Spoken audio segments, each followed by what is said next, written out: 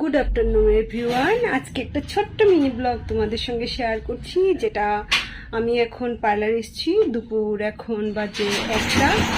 তো গাইস, শুরু হয়ে গেছে প্রচুর কাজ। এখন আমার ক্লায়েন্ট আছে, দেখো এসেছি পার্লারে।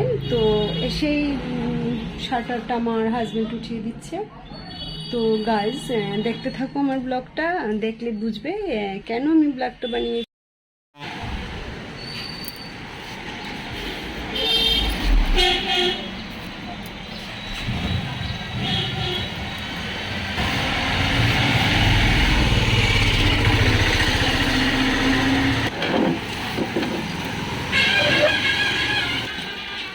হ্যালো গাইস, তো আমার হাজব্যান্ড এগুলো সব বের করে সেটিং ফিটিং করে দিয়ে গেছে।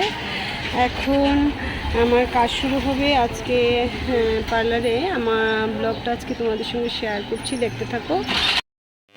তো গাইজ, সেই তো আমি কাজ শুরু করে দিয়েছি। একটু ঝাড়ু দিয়ে, কাস্টমার আসার আগে আমি একটু ঝাড়ু টাড়ু দিয়ে নিচ্ছি পার্লারটা। অন্য অন্য ডেটে তো মেয়েরাই আসে করে, আমার স্টাফরা। তো আজকে আমি একটু তাড়াতাড়ি চলে এসেছি, যেই কারণে আমাকেই করতে হচ্ছে। এসে একটু ঝাড়পোছ দিয়ে গুছিয়ে টুছিয়ে পার্লারটার কাজ শুরু করলে সুবিধে হয়। এই জন্য দেখো কত মাল এসেছে, এগুলো আমি কিছুই গুছাতে পারছি না। সব যেখানে সেখানে ছড়িয়ে ছিটিয়ে আছে, এই কর্নারতে ওই কর্নারতে সবখানে ছড়িয়ে ছিটিয়ে আছে। তো গাইজ, এইভাবেই চলছে আমার কাজ। তো গাইজ, শুরু হয়ে গেছে আজকের কাজ, যেটা আমার ফার্স্ট কাস্টমার। শুরু করছি বৌদিকে দিয়ে। উনি থার্মোহার ফেসিয়াল করবে। অনেকেরাই কোশ্চেন করেছিল থার্মোহার ফেসিয়ালের কি উপকারিতা এবং এখনও কি মানুষ করে। সেটা অনেক ব্যাকগ্রেডেড ট্রিটমেন্ট, যেটা এখনও আমার কাস্টমার প্রচুর আছে করে। কমসে কম 20 থেকে 22 জন তো আছেই।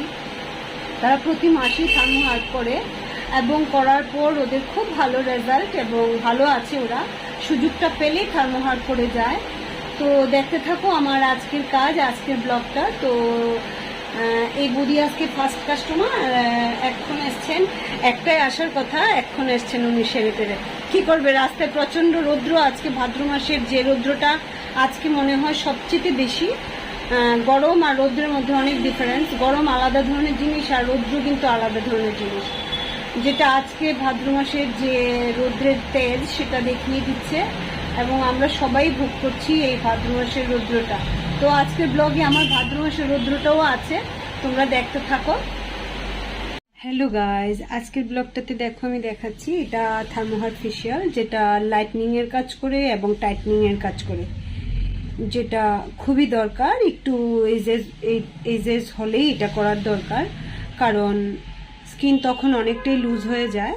তবে যে করবে, যে ক্লায়েন্ট, তার বয়সের এটা করতে নেই। স্কিনের বয়স মিন্স স্কিনটা কতটুক নষ্ট হলো, কতটুক রিঙ্কেল আছে, কতটুক লুজ হয়েছে, ওইটার উপরে। যে আমার বয়স হলেই বা আমার 40 হয়ে গেছে এখন আমার থার্মোহার করা দরকার, তা নয়। সেটা 20 বছরের মহিলারাও করতে পারবে, 25 বছরের মহিলারাও করতে পারবে। সেটা নির্ভর করবে তার স্কিনের বয়সের উপর। মিন্স তার স্কিনটা কতটুক নষ্ট হলো, তার স্কিনটা কতটুক লুজ হলো, সেটার উপরে।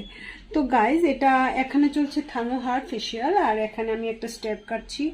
ফাইনাল লুকটা তোমাদের সঙ্গে অবশ্যই শেয়ার করব। আর থার্মোহার্বের যে রেজাল্টটা, সেটা তো সঙ্গে সঙ্গে কখনোই বোঝা যায় না, তবে ফেয়ারনেস যে জিনিসটা সেটা আপনারা দেখতে পারবেন।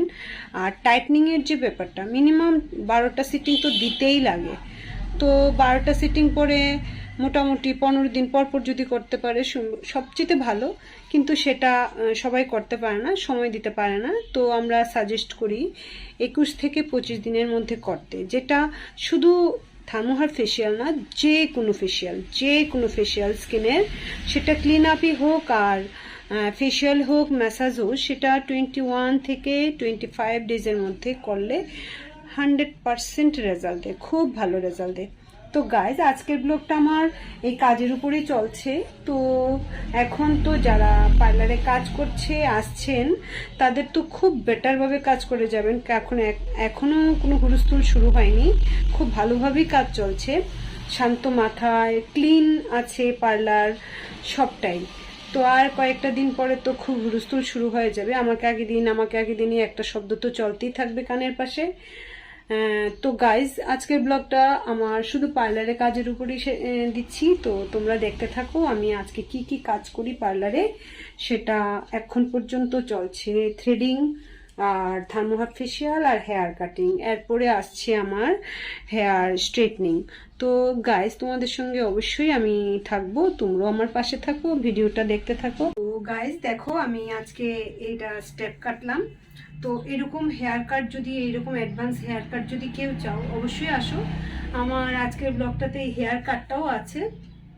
আর দেখো থার্মোহার্বের যে রেজাল্টটা, তোমরা দেখো থার্মোহার্বের যে রেজাল্টটা, ফেয়ারনেসটা তো আমি সঙ্গে সঙ্গেই দিতে পারি, ফেয়ারনেস লুকটা আমি সঙ্গে সঙ্গেই দিতে পারি, কিন্তু রিঙ্কেল বা এরকম যে স্কিনের যে টাইটনিংটা, এটা আবার একটু টাইম মতো দিতে হবে। প্রথম বিফোর আফটার আমার পরে দিতে হবে, কারণ এটা সঙ্গে সঙ্গে হয় না, বেশ কয়েকটা সেটিংয়ের পরে হয়, মিনিমাম 12টা।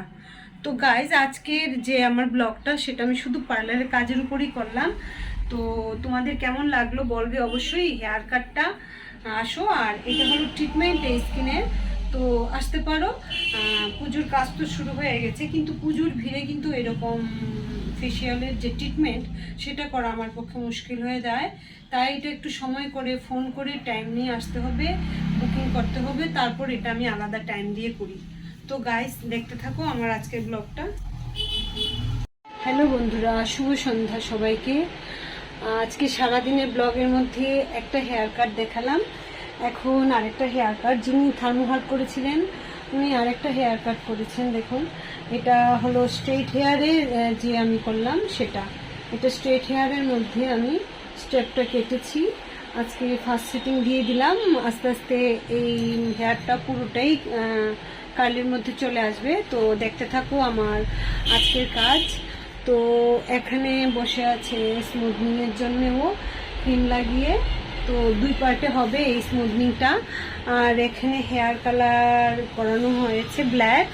তো এখানে ফেসিয়ালের জন্য বসে আছে, আর ধীরে ধীরে তো একজনের পরে একজন চলে যাচ্ছে থ্রেডিং করে। তো এভাবে করে আমি কাজ আজকে সারাদিনের যে ব্লগটা রেডি করলাম, তোমরা দেখতে থাকো।